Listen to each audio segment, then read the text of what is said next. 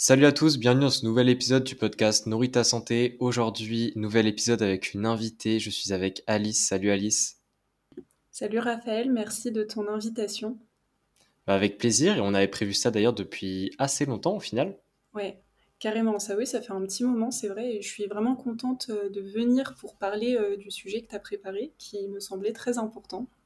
Ouais, et aujourd'hui justement, ce sujet-là, ça va être l'orthorexie, un trouble du comportement alimentaire qu'on ne parle, je trouve, pas souvent, même sur les réseaux sociaux, et justement, tu en parles pas mal du tout, enfin tu en parles beaucoup sur ton compte, on pourra en reparler après, mais avant de discuter de ce sujet-là, est-ce que tu pourrais te présenter et aussi en même temps nous expliquer ce qui t'a amené en fait à t'intéresser globalement au TCA?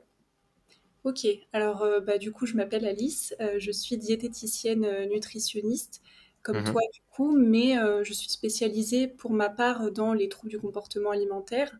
Alors quand je dis spécialisée, c'est dans le sens où toutes mes formations et on va dire toutes les études que j'ai pu faire après mes études de diététique ont été vraiment centrées à la fois sur la psychologie du comportement alimentaire, sur tous les types de troubles alimentaires en particulier. Enfin, il n'y a pas. Pardon, ce que je veux dire, c'est qu'il n'y a pas de TCA particulier, mais je me suis spécialisée en fait sur tous les TCA qui peuvent exister et en tout cas qu'on retrouve dans nos consultations.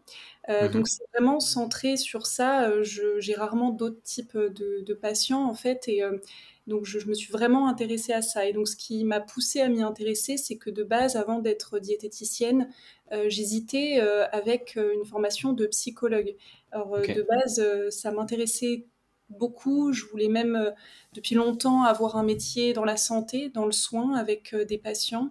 Et j'ai beaucoup hésité entre les études de psycho et de diète. Et en fait, quand Hmm. j'ai entendu parler des troubles du comportement alimentaire et que j'ai moi-même eu quelques épisodes de relations troublées à la nourriture, même si c'est pas allé jusqu'au TCA sévère, je pense. Mais voilà, ça m'a fait m'y intéresser et je me suis dit qu'on pouvait combiner, entre guillemets, l'aspect diététique et en même temps pousser un peu plus sur l'aspect psychologique en se spécialisant du coup. Ah, ok. Je vois. C'est intéressant parce que, enfin, moi, la psychologie, j'aime beaucoup aussi. Je me suis pas forcément intéressé comme toi au TCA, mais c'est vrai que je pense que quand tu t'intéresses à la nutrition un minimum, tu te rends compte que la psychologie est une grande partie aussi. Est-ce que, d'abord, avant de parler justement de l'orthorexie, est-ce que tu pourrais nous rappeler globalement ce que c'est que les TCA pour que les personnes soient vraiment au clair sur la globalité du sujet? Ouais, alors les troubles du comportement alimentaire, qu'aujourd'hui on appelle troubles des conduites alimentaires en principe, mais moi des fois je dis encore troubles du comportement Ok. alimentaire.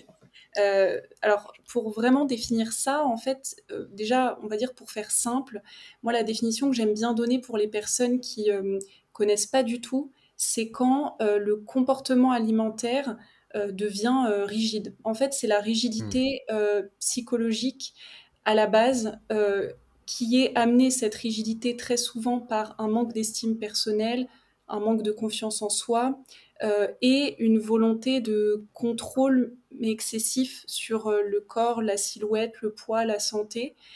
Hmm. Et ce contrôle excessif, combiné à une faible estime de soi et à d'autres problématiques aussi hein, qui peuvent être là, va désordonner en fait le comportement alimentaire.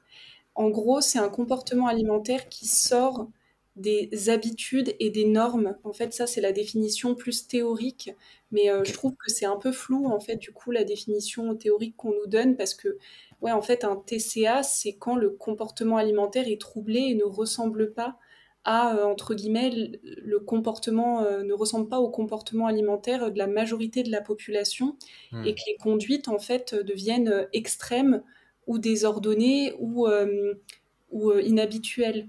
Mais moi, j'aime bien parler de cet aspect de à la fois rigidité psychologique et de contrôle du corps qui commence en fait insidieusement à se mettre en place, qui pourrait en rester là et on pourrait très bien commencer à contrôler son poids sans tomber dans les TCA. Mais pour Mhm. certaines personnes chez qui il y a un terrain propice, bah, le comportement alimentaire va complètement se désordonner parce que trop de rigidité, trop d'hyper-contrôle, etc. Ok. C'est intéressant. Et justement, il y en a plusieurs des TCA et je pense que les plus connus, enfin, tu peux me contredire si tu as un autre avis, mais je pense que les plus connus, c'est l'anorexie et la boulimie, Oui.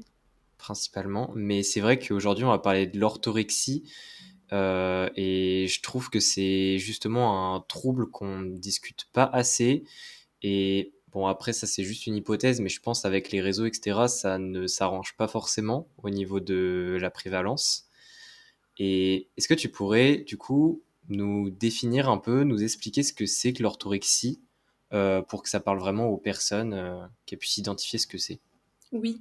Alors, pour te donner une définition la plus claire possible, ça me paraît important de repréciser qu'il y a deux catégories. Il y a ce qu'on appelle les TCA typiques, donc c'est l'anorexie, la boulimie et l'hyperphagie, ce sont les trois Mhm. principaux. Et il y a ce qu'on appelle les TCA atypiques, en fait des formes atypiques, sous-cliniques des TCA de base.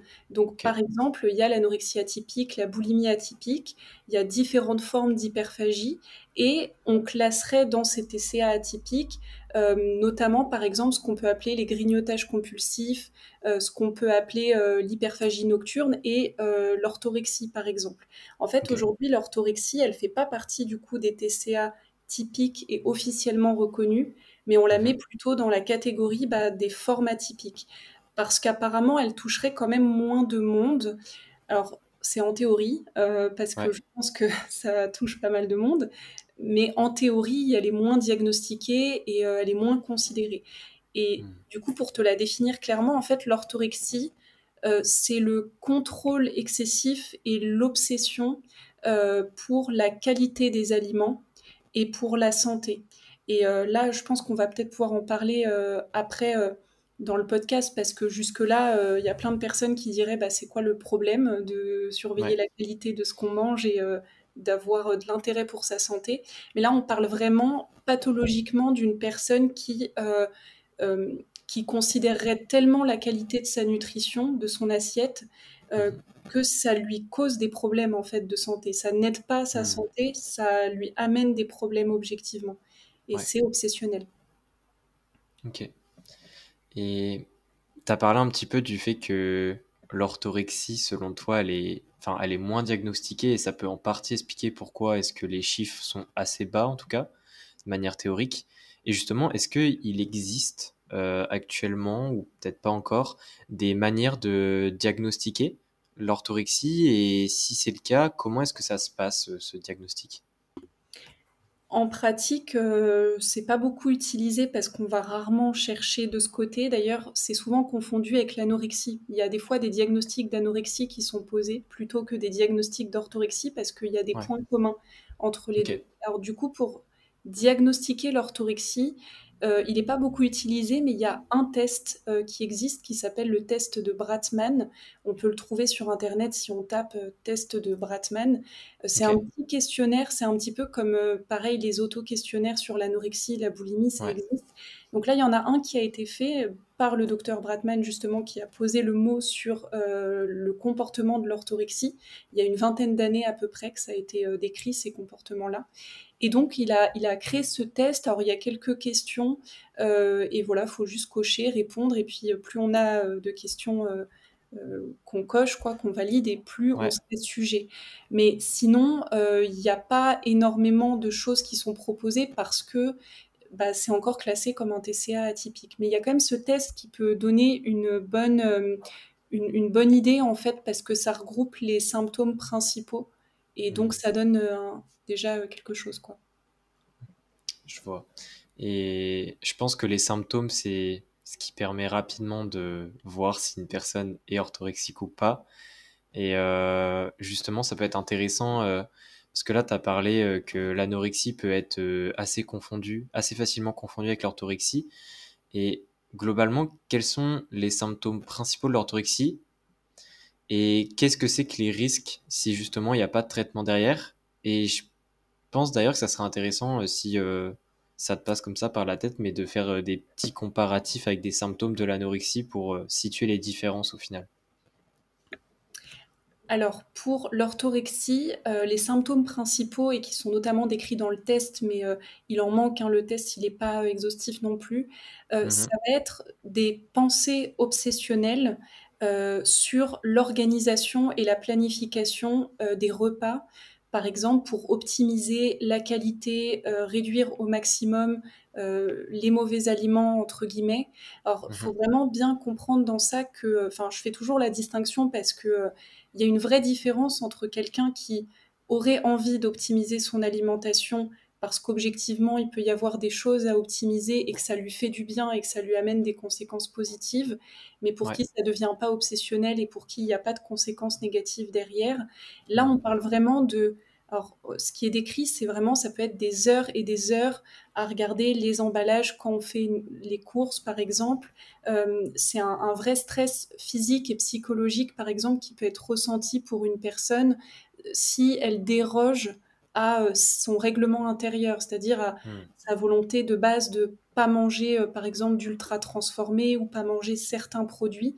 Donc une personne qui souffre d'orthorexie, elle va excessivement essayer de parfaire son alimentation. Il y a vraiment la recherche de la qualité parfaite, pas que au ok. niveau nutritionnel, mais aussi au niveau, ça peut être au niveau de la production, au niveau de la fabrication de l'aliment, ça peut être une peur des additifs, des pesticides, enfin de plein de Mhm, choses comme ça, d'un aliment qui pourrait être contaminé. Donc il y a beaucoup de liens avec l'hygiène aussi.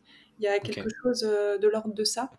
Et d'autres symptômes qu'on peut remarquer dans le quotidien, ça peut être une personne qui évite beaucoup les sorties de manger en extérieur, pour qui ça va provoquer vraiment une énorme culpabilité et vraiment une souffrance. Donc ça peut être aussi un isolement social, quoi, qui va Ouais. s'accompagner de ça. Souvent, le symptôme aussi qui a été beaucoup décrit, c'était le fait que la personne est persuadée d'avoir des allergies, des intolérances, alors qu'elles n'ont pas été vérifiées. Donc ça Ok. peut être voilà, d'être persuadé que l'aliment nous fait du mal, en fait, entre guillemets. Il y a vraiment Mhm. ce rapport-là. Euh, alors voilà, c'est là pour ta première question. Je ne sais pas si tu veux que je réponde aux autres. Non, mais c'est intéressant. Et justement, parmi tout cela, est-ce que les symptômes que tu as décrits, il y en a certains qu'on retrouve parfois chez les personnes anorexiques ou c'est vraiment exclusif pour les personnes orthorexiques, pardon. Et ben voilà, justement, c'est ça qui complique un peu les choses, c'est qu'il y a beaucoup de points communs. En fait, ce qu'on dit, c'est que l'orthorexie serait entre l'anorexie et les TOC, donc les troubles obsessionnels compulsifs. Ok, Parce que dans l'orthorexie, alors les points communs avec l'anorexie, ça va être le contrôle excessif, ça ouais. va être la hausse de l'estime de soi par ce contrôle excessif, parce qu'il y a vraiment de ça dans les TCA, c'est que les comportements d'hyper-contrôle et d'hyper-restriction permettent de venir, entre guillemets, soulager en fait quelque chose, ou en tout cas rehausser la confiance en soi, l'estime de soi, se déculpabiliser, enfin annuler entre guillemets la peur de grossir. Par exemple, ce sont des personnes forcément qui ont très peur que leur corps change. Hmm, Là, je parle pour l'anorexie. En fait, pour l'orthorexie, il y a vraiment des points communs avec voilà, le contrôle de la nourriture, forcément, le ouais. côté optimisation, hyper planification, hyper cadré, donc le côté rigidité sur l'alimentation. Par contre, la différence, ça va être que dans l'anorexie, tous ces comportements-là sont mis en place pour contrôler le poids, là où dans l'orthorexie, ça peut quand même, pour certaines personnes, venir en complément, mais Ouais. principalement l'orthorexie, c'est le contrôle de la qualité, pas du poids, mais vraiment de la Ok. santé. Ok. Et tout l'orthorexie globalement, si on pourra en reparler après un petit peu de l'aspect plus traitement, etc. Mais si c'est pas pris en charge et que ça reste pendant plusieurs mois, plusieurs années, enfin après ça dépend. Mais globalement, quels sont les principaux risques au final pour la santé? Parce que tu as parlé un peu du stress, etc. Mais s'il y aurait plus de choses à dire, qu'est-ce que tu pourrais nous expliquer? Eh ben, tu vois, je viens de te dire juste avant que une personne qui souffre d'orthorexie, en principe, ne recherche pas à perdre du poids ou à Ouais. modifier son poids. Par contre, fatalement, si la personne qui souffre d'orthorexie commence à supprimer tellement d'aliments par peur, en fait, par peur qu'ils soient pas assez bons, qu'ils soient pas assez Hmm. sains, etc., on peut quand même être amené à avoir un état de dénutrition sans que ce soit Ouais. recherché. Donc en fait, moi je dirais que la conséquence sur le long terme, si c'est pas pris en charge, c'est d'éliminer tellement d'aliments qu'on est en carence ou qu'on se dénutrit. Donc typiquement, alors dans l'orthorexie, pas pour tout le monde, mais je donne des exemples, mais pour Ouais. certaines personnes, ça peut être peur de consommer de la viande rouge parce qu'elles ont entendu qu'il y avait des acides gras saturés, par exemple, dedans. Donc, ok, mais du coup, si elles commencent à plus du tout manger de viande et que derrière, elles se supplémentent pas, il peut y avoir un moment des carences, par exemple. Là, je Mhm. donnais l'exemple de la viande, mais ça pourrait être qu'elle va enlever les matières grasses, qu'elle va enlever... Enfin, voilà, en tout cas, Ouais. si c'est pas pris en charge sur le long terme, carence, potentiellement dénutrition, s'il y a vraiment des restrictions très importantes. Et après, je dirais sur la santé sociale, parce que c'est surtout ça aussi, je pense, les conséquences, c'est que Mhm. c'est extrêmement douloureux quand même de constamment être dans ce contrôle qui nous empêche de vivre, parce que là, encore une fois, on ne parle pas juste d'une personne qui essaye de faire ses courses avec un peu moins d'ultra transformé, qui prête un peu attention à son alimentation. Ouais. C'est un contrôle tel que la personne peut s'isoler complètement socialement. Et donc, ouais, je dirais que les conséquences, elles sont au niveau potentiellement troubles anxieux, dépression, isolement. Euh, et ouais, comme je te disais, carence, dénutrition, etc. Ok. Et ce qui est intéressant, c'est qu'au tout début, un peu dans l'introduction de l'épisode, tu nous as dit qu'il y avait certaines personnes qui avaient des terrains propices. Et justement, là, on a parlé un petit peu des symptômes, mais au niveau un petit peu des causes, des origines, alors je sais que pour les TCA, globalement, c'est un sujet assez compliqué. Au niveau des causes, c'est très, très multifactoriel. Mais au niveau de l'orthorexie, est-ce qu'il y aurait des origines particulières? Et surtout, euh, comment en fait est-ce que ces origines peuvent peut-être influencer le traitement? Parce que je sais que pour l'anorexie, le traitement c'est un sujet très compliqué, mais pour l'orthorexie, où est-ce que ça en est globalement? Ok, alors sur les causes, t'as raison, c'est vachement multifactoriel parce que il y a les événements de vie que t'as pu vivre, il y a tes traits de personnalité, il y a ton Hmm. éducation nutritionnelle dans ton enfance, il y a des facteurs stressants qui peuvent arriver là dans le présent, et en fait tout ça va se combiner. Mais disons que pour l'orthorexie, les points communs avec les autres TCA, c'est que ça peut être une éducation alimentaire particulière dans un extrême ou l'autre, ça peut être par exemple des régimes ou de l'hypercontrôle très très tôt dans l'enfance. Tout Ouais. comme j'ai pu voir aussi des personnes qui étaient tombées dans l'orthorexie parce que, au contraire, dans la famille, il n'y avait pas du tout de cadre avec l'alimentation et elles se Hmm. sont construites en opposition en fait à ça, en rigidifiant beaucoup plus parce qu'à un moment, par exemple, elles avaient pris du poids ou que elles avaient eu un problème de santé, par exemple, et ça peut être aussi très stressant, et donc il y a un peu cette construction en opposition, par exemple. Alors moi, ce que je vois aussi beaucoup, et ce qui est décrit dans les recherches, c'est que les personnes qui ont un terrain propice, ça va être les personnes qui ont des troubles anxieux ou qui sont très sujettes à l'anxiété, Ok. au TOC aussi, comme je te disais tout à l'heure, les troubles obsessionnels compulsifs, parce que dans Mhm. l'orthorexie, les points communs avec les TOC, c'est qu'il y a des vérifications et des obsessions en fait permanentes. Euh, et par exemple, ça peut être les personnes notamment qui sont de base sujettes à l'anxiété sur la santé, pas que sur la nourriture, mais par exemple des personnes qui ont des traits hypochondriaques par exemple, ou qui vont, Ouais. tu Ok. vois, avoir rapidement le sentiment que quelque chose va leur arriver ou que quelque chose va être mauvais pour elles, et de l'anxiété sur la santé. Donc ça peut être quand on a eu dans sa famille, par exemple, quand on a pu voir des personnes qui avaient des problèmes de santé ou quand on en a eu Mhm. soi-même, on peut du coup développer aussi presque cette phobie-là, en fait, d'être en mauvaise santé et du coup compenser ça par Ouais. un hyper-contrôle. Ok. C'est intéressant. Et par exemple, ces personnes-là qui ont, là tu viens de donner de l'exemple, les personnes qui ont un petit peu la phobie d'avoir des problèmes de santé, est-ce que ces personnes-là, de par comment elles fonctionnent, on va dire, leur manière de penser, est-ce que ça peut venir compliquer le traitement globalement? Et d'ailleurs, je pense que c'est aussi l'occasion un petit peu de discuter quelles sont en fait les pistes de traitement, même si je pense que ça varie beaucoup. Mm. Donc, est-ce que tu pourrais nous en dire un peu plus? Oui, alors c'est vrai que contrairement aux autres TCA, Pour le coup, là, c'est vraiment un trouble qui va nécessiter encore plus, je pense, une prise en charge multidisciplinaire, Ouais. pluridisciplinaire. Pour les autres TCA aussi, hein, c'est recommandé d'avoir un psychologue, un psychiatre et tout, mais là, il n'y a pas du tout qu'une composante alimentaire. Donc le Mmh. traitement, il repose sur plusieurs prises en charge diététiques, alors pas forcément pour apprendre l'équilibre alimentaire à ces personnes qui le connaissent très bien du Ouais. coup, mais plutôt au niveau comportement alimentaire pour les aider en fait à remettre en ordre, à trier les croyances, parce qu'il y a Mmh. aussi peut-être dans l'eau des fausses croyances sur l'alimentation. Donc revenir faire de l'éducation sur le comportement alimentaire et sur les aliments, forcément aider à remettre en place une alimentation qui est convenable et qui répond aux besoins de la personne. Et puis après, comme tu l'as dit, ben, le traitement, en fait, c'est pourquoi pluridisciplinaire? Parce qu'on a dit il y a souvent des troubles anxieux derrière, cette anxiété Ouais. sur la santé et tout. Ça va notamment être pris en charge par le psychologue et le psychiatre. Alors, soit des traitements médicamenteux classiques pour les troubles anxieux, des thérapies, enfin une thérapie cognitivo-comportementale. Enfin, en tout cas, oui, ce serait dur de traiter l'orthorexie si on ne traite pas l'anxiété aussi qu'il y a derrière ou les Ouais. tocs qu'il y a derrière, par exemple. Ok. Et d'ailleurs, ce sujet intéressant et enfin, je trouve que je suis pas exactement dans le domaine au niveau des réseaux, les TCA, etc. Mais je crois que c'est une question qui revient assez souvent.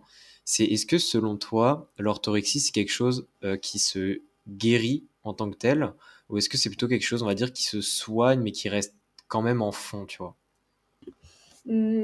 C'est une bonne question, parce que c'est vrai qu'il y a des troubles psychologiques qui ne se soignent pas. Hmm. Heu, donc en fait, on peut que les stabiliser. Ouais, Par contre, les troubles alimentaires, on peut en guérir. C'est aussi une forme de stabilisation. En fait, moi, la métaphore que j'aime bien donner, c'est que c'est un peu comme une petite lumière et en fait, le but, c'est d'éteindre, quoi. C'est d'éteindre le TCA. ouais. Par contre, quand on a eu des TCA, bah, on est à risque mais comme tous les troubles, si à un moment on a fait une dépression, on est à risque de refaire une dépression si à un Hmm. moment il y a un événement qui déclenche. Donc pour les TCA, c'est pareil, c'est qu'en fait on en guérit, c'est-à-dire qu'on sort des mécanismes et des cercles vicieux et on peut complètement l'éteindre et le mettre de côté. Mais oui, il faut garder en tête que si on y est sujet ou qu'on l'a vécu, effectivement, on peut quand même être à risque si à un moment euh, on lâche un peu la vigilance entre guillemets et qu'on Ouais. retombe dans les cercles vicieux. Mais on en guérit. Oui, enfin vraiment, ça c'est important de le dire, c'est que les chiffres le montrent. Hein. C'est pas juste Hmm. moi, c'est que dans les chiffres on en guérit. Et pour l'orthorexie, ça suit la même logique. Euh, on en guérit. Après, je crois que c'est tellement complexe les TCA que ça dépend ce qu'on met sur le mot guérison. Euh, Ouais. L'idée, c'est en tout cas qu'on peut retrouver une façon de manger qui n'est plus souffrante et handicapante. Ça ne veut pas dire qu'on, pour tout le monde, il y aura un rapport à l'alimentation parfait. Et encore, est-ce que ça existe? Je ne sais pas. Oui. Mais voilà, en tout cas, la guérison au sens de bonne santé physique et mentale et bon rapport à l'alimentation, oui, bien sûr, c'est possible. Mais je pense que tu l'as bien expliqué parce que le terme guérison, il est, je pense que pour certaines personnes, en fait, guérir ne va pas forcément avec le fait. Enfin, il y a des personnes qui pensent que si on guérit, ça veut dire qu'on. C'est bon, je l'ai eu une fois dans ma vie, je l'aurai plus, tu vois. Alors que, Mm. enfin, t'as quand même des chances de rechute au final et même un petit peu plus parce que t'as déjà eu une expérience avec ça. Mais je pense que t'as bien. Enfin, je trouve que t'as bien expliqué globalement et ça me parle pas mal comment tu l'as dit. Et je pense qu'il est important aussi à discuter, c'est si une personne, par exemple, qui écoute ce podcast et se retrouve un petit peu dans certaines choses qu'on a dit, que ce soit les symptômes, aussi un peu la façon de penser, etc., tu, tu lui conseillerais quoi de faire en premier, globalement? Si une personne qui écoute se retrouve dans les symptômes, je pense que la première étape, c'est pas facile comme question, mais en fait, ce serait déjà de prendre du recul sur ses propres comportements et de déjà se poser la question de est-ce que tous ces comportements-là que j'identifie, donc même de les noter ou vraiment de les avoir en liste, quoi, en tête, Ouais. ce serait de se demander si déjà ils nous font souffrir, est-ce qu'ils nous empêchent de nous épanouir dans notre vie sociale, familiale, professionnelle. En fait, c'est déjà, tu vois, un travail de prise de recul et Hmm. de prise de conscience de, voilà, est-ce que la façon dont je me nourris et ce que je mets en place et les règles que je m'impose, est-ce que moi, elles m'empêchent de vivre convenablement ou pas? Parce que peut-être pas. C'est un peu ça le sujet, c'est que quelqu'un qui se fixe des règles alimentaires ou qui est Ouais. assez regardant sur sa nourriture, c'est un problème si c'est un problème pour lui, si ça Hmm. devient une souffrance pour lui. Donc la première question à se poser, c'est voilà, est-ce que au regard des sphères de ma vie qui sont importantes pour moi, est-ce que mes comportements ont des conséquences sur moi? Et déjà, c'est pas facile de faire ce travail euh, de prise de recul et de rationalisation. Donc c'est déjà Ouais. très bien de pouvoir le faire. Et en second temps, si ça vous amène de la souffrance, du coup, si la réponse à ces questions c'est oui, bah pour le coup, c'est de commencer petit à petit à demander de l'aide, au moins à un professionnel, c'est déjà très bien, soit un diète, soit un psy, soit un psychiatre, Ouais. euh, et juste de poser des mots dessus. Même si on ne se sent pas prêt tout de suite à changer des choses, c'est ok. Des fois, on a juste déjà besoin d'en parler et de mieux comprendre ce qu'on vit et d'identifier un peu Hmm. mieux les comportements, mais au moins déjà d'en parler pour que quelqu'un nous aide à toujours prendre du recul. Euh, voilà, en fait, je dirais que vraiment c'est ça ce qui me semble le plus important, quoi. Ouais. Non, mais c'est donc globalement, c'est plutôt un travail d'introspection dans un premier temps, on pourrait dire. Je pense. Enfin, après, on peut aller consulter tout de suite, mais ce que je veux dire, c'est que de toute façon, même si on va consulter, mais qu'on n'a pas, je pense, pris conscience, ou Ouais. qu'on n'a pas à l'intérieur de soi, comment, conscientisé vraiment si ça nous faisait souffrir ou pas, de toute façon, il y aura difficilement une motivation au changement qui va Hmm. s'établir. Mais oui, je pense que le premier pas, c'est déjà de pouvoir prendre du recul et en fait vraiment questionner ces comportements parce que les personnes qui souffrent de TCA, et c'est normal, elles sont prises dans leur comportement et dans la logique de leur TCA. Et c'est très dur pour elles de se regarder en fait en faisant un pas de côté et vraiment de rationaliser ces comportements. Et du coup, c'est déjà un bon travail si on arrive juste à rationnellement se poser la question de voilà, aujourd'hui, qu'est-ce que je mets en place dans mon alimentation et est-ce que ce que je mets en place m'amène de la souffrance ou pas, ou alors est-ce que c'est très bien, ça me va très bien, je suis très heureuse, j'ai une super vie sociale, professionnelle, j'ai pas de stress, bon là, tout va bien. Ça veut dire que, enfin, en Ouais. théorie, si en plus elle est en bonne santé physique, la personne, c'est que en théorie, son comportement alimentaire pose pas souci, s'il y a ni souffrance mentale ni physique. Voilà, mais si Hmm. c'est pas le cas, là effectivement c'est important de s'en rendre compte. Et après, des fois, on n'arrive pas à faire ce travail de recul tout seul, et donc c'est Ouais. aussi très intéressant d'aller consulter pour qu'on nous aide en fait à mettre en avant ces choses-là. Hmm. Et d'ailleurs, je pense que enfin, je pense que ça, c'est une thématique pas que pour l'orthorexie, mais le fait, entre guillemets, d'oser consulter. Et c'est aussi ça qui fait, je pense, pour l'orthorexie qu'on a des chiffres, mais qui représentent pas forcément la réalité. Donc, je pense que c'est bien aussi que tu le soulignes, le fait de, même si on n'arrive pas à faire ce travail avec nous-mêmes, de déterminer un peu qu'est-ce qui se passe dans nos schémas de pensée avec nous, d'aller vraiment consulter et avoir un avis extérieur qui n'est pas dans le jugement, quoi. Oui, et c'est pas non plus les personnes qui consultent le plus les diététiciens, forcément, parce que ce sont quand même des personnes qui ont beaucoup de connaissances sur l'alimentation, euh, même s'il y a, il y a aussi souvent beaucoup de croyances, enfin de fausses croyances. Ouais. Mais c'est vrai que très souvent, euh, ces personnes-là peut-être penseraient pas à les consulter parce que justement, il y a la notion de contrôle et de maîtrise qu'elles ont envie de garder sur leur alimentation. Mais Hmm. c'est important en tout cas de souligner que voilà, un professionnel de santé, en principe, n'est pas là pour juste moraliser ou juger ce qu'on fait. C'est vraiment un œil extérieur qui va nous aider à prendre conscience de choses peut-être dont on n'a pas pris conscience par soi-même, à être un peu plus objectif, nous proposer des solutions alternatives là où nous, on a plus de mal à s'en proposer à soi-même, c'est normal. Mais ouais, non, tu as complètement raison, il y a encore un peu un tabou sur ça. Je trouve que ça tend à se démocratiser, à s'améliorer, Ouais. parce qu'il y a de plus en plus de diètes qui parlent quand même un petit peu de tout ça sur Insta, par exemple, enfin, sur les réseaux Mhm. sociaux. Donc ça se démocratise, mais tu as raison, faut le ressouligner, c'est hyper utile, les professionnels de santé. C'est ça. Et je voulais terminer par... c'est pas vraiment une question, mais je finis toujours par des top 3. J'aime bien. Et du coup, là, mon top 3 que je voulais te demander, c'est top 3 des astuces. Alors après, tu t'es pas obligé de donner dans l'ordre hein, de hiérarchie, tu peux réajuster. Mais top 3 des astuces, en quelque sorte, pour prévenir, si on pourrait dire, l'apparition ou le développement de l'orthorexie. Pas facile. Euh, Top 3 pour prévenir l'apparition de l'orthorexie. Je dirais un vrai travail de fond sur l'image de soi et l'estime de soi au-delà de ces sujets-là, au-delà de l'apparence ou de l'alimentation. Je dis pas que ça Ok. vient à 0%.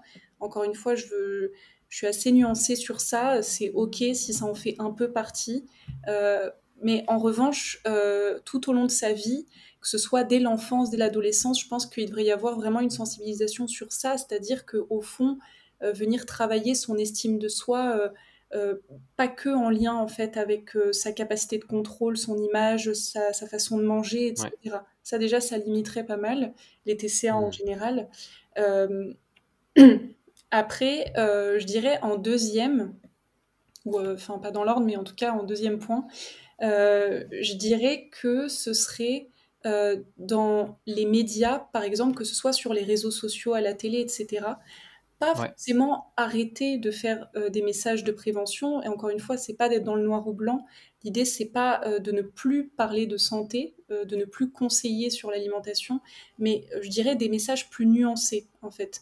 Hmm. Des messages plus nuancés qui ne diabolisent pas, mais qui expliquent, en fait, avec des notions voilà, plus précises. Parce que je trouve que on raccourcit tellement que presque, je pense, les médias pensent que les gens sont pas en capacité de comprendre Ouais. les choses, alors qu'en fait, si, je pense que si on explique aux gens, ils comprennent et que, donc quand je dis des messages plus nuancés, c'est effectivement, bah, typiquement, moi ça me dérange les messages de cet aliment est mauvais ou supprimer cet aliment ou cet aliment est dangereux. L'idée, je Hmm. pense que c'est vraiment d'apprendre à nuancer ces messages-là en disant que, ok, il y a des aliments peut-être qui sont plus intéressants que d'autres nutritionnellement parlant, juste nutritionnellement parlant, en revanche, c'est l'excès, peu importe lequel, qui fait le danger, entre guillemets, qui fait le poison. Ouais. C'est pas un aliment comme ça. Donc voilà, moi je dirais des messages de santé publique plus nuancés sur les réseaux sociaux aussi. Euh, et en troisième, ça se complique. Euh, Excuse-moi si je prends un peu de temps pour Il n'y a pas de problème. réfléchir. En troisième, je dirais, bah ouais, en fait, je dirais pour prévenir un travail peut-être ouais, dès l'adolescence ou la période jeune adulte Mhm. sur en fait tout ce qui peut toucher à l'anxiété, au perfectionnisme, parce qu'on a dit c'est des Hmm. traits qui sont assez présents dans l'orthorexie. Je pense Ouais. qu'on est dans une société, je ne parle pas que pour la nourriture, où on est beaucoup angoissé, stressé par ce qui se passe autour de nous.